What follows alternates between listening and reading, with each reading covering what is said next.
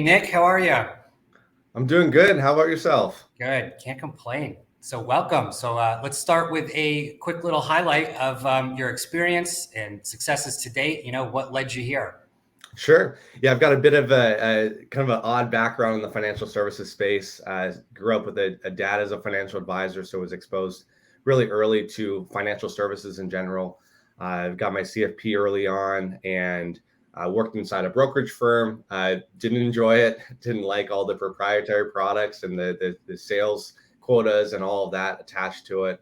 I ended up leaping into the large independent registered investment advisory space here in Seattle, Washington, and I really had a lot of exposure to ultra high net worth and really enjoyed it, but always knew that I wanted to start my own independent advisory firm. So back in 2018, I ended up starting my firm. I got married roughly around the same time and wanted to bridge the income gap since I was starting from zero clients, and I decided to work in tech. So I got a job at Tableau Software working in sales. I ended up really, really enjoying it. And I was specializing in the financial services vertical within Tableau. And then they were acquired by Salesforce. I went to Amazon Web Services, and that's where I really focused on companies that were related to the blockchain and cryptocurrencies. So worked with a lot of digital asset based companies and startups in the fintech space. So super passionate about technology. I have the technology background, but also the financial services background. So that's really allowed me to integrate both technology and the human touch within my advisory practice. Yeah, you really all over there. What a great combination of tech, finance, all that stuff. All good skills to have, especially in this space. Yeah, definitely. And yeah, I mean, started going full time into my practice about a year ago, and the beauty of being independent and being a small practice is I can be very agile A lot and of adapt flexibility. to the ever changing landscape around us, and that really kind of leads us into this conversation around the Planner DAO and how I got involved there. But yeah, it's been a great ride so far. Awesome. So what are you currently working on?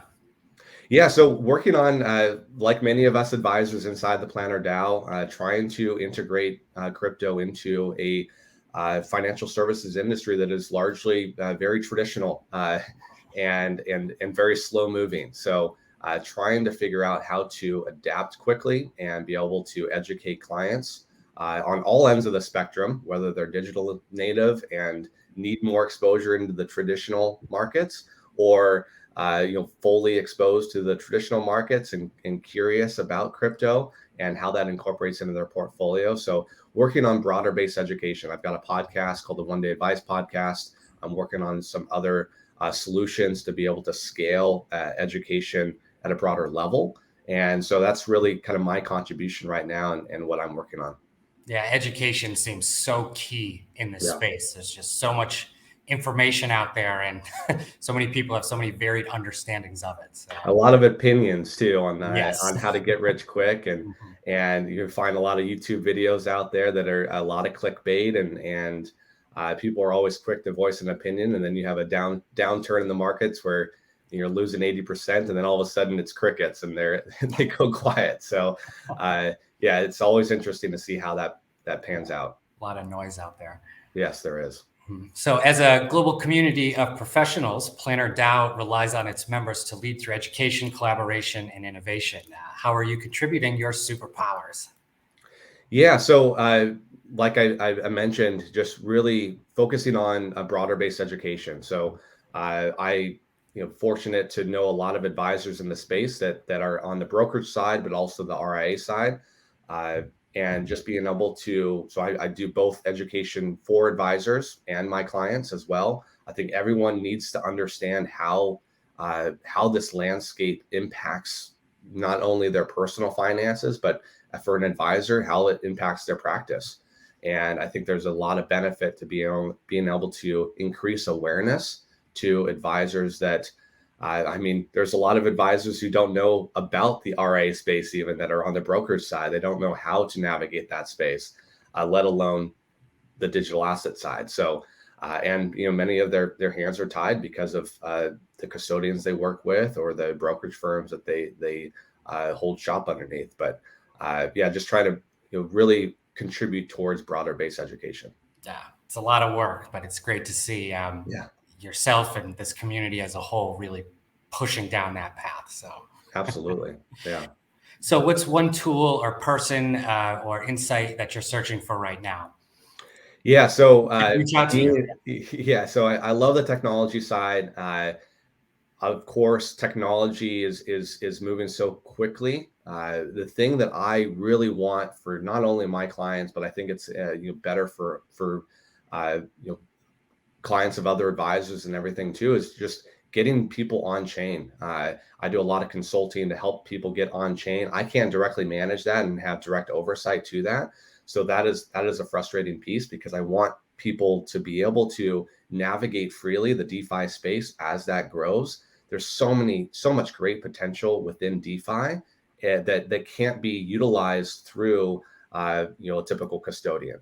And so being able to get them on chain would be ideal, but to be able to do so in a way that I can still act as a guide, act as someone who can be more hands-on, and they can still own their digital assets. But that's kind of what I'm really looking for today, as well as a solution that allows me to fully integrate both the traditional side and the digital asset side. So I can better understand at a holistic level where my clients are at, where they want to be. So a lot of that integration component and bridging the gap between TradFi and DeFi. Yeah, I guess that's one of the drawbacks of being early still, right? Yeah, a lot of this stuff we're figuring out. Yeah, and that's other involvement in the PlannerDAO community is just really evaluating technology. So if you are a tech solution, feel free to reach out to me, I guess, as far as being able to evaluate whether it makes sense to adopt at a larger scale. Awesome.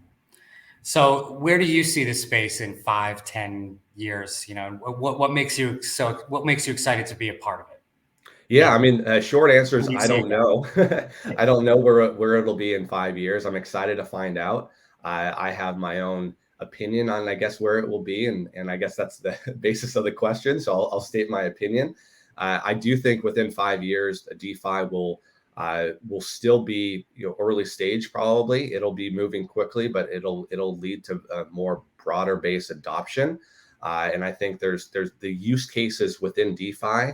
Much like the original app store for the iPhone, you would have never understood that an Uber, a Lyft, Uber Eats, and all these different Instacart all stem from the app store. All these different companies. So I'm really excited about the different companies that will come up within the DeFi space. Awesome. So much innovation to look forward to.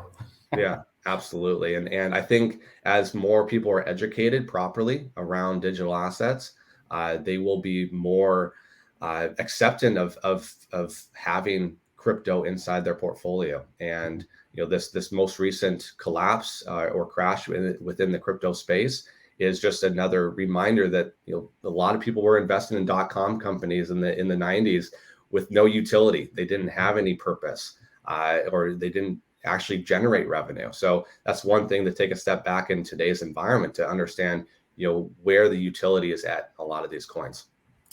Totally agree. Yeah. So Nicholas, is anything else you want to add? No, just feel very honored to be part of this community. And of course, for anyone listening that doesn't understand the decentralized aspect of a DAO, I think it's a beautiful thing being able to be at the first PlannerDAO conference in Kansas City and interact with other advisors. And I was fortunate enough to understand what PlannerDAO was before it started, and getting introduced to Steve Larson and Adam. But it's been a great journey so far. That's awesome. Great talking with you, Nick. You as well. All right. Take care. Take care.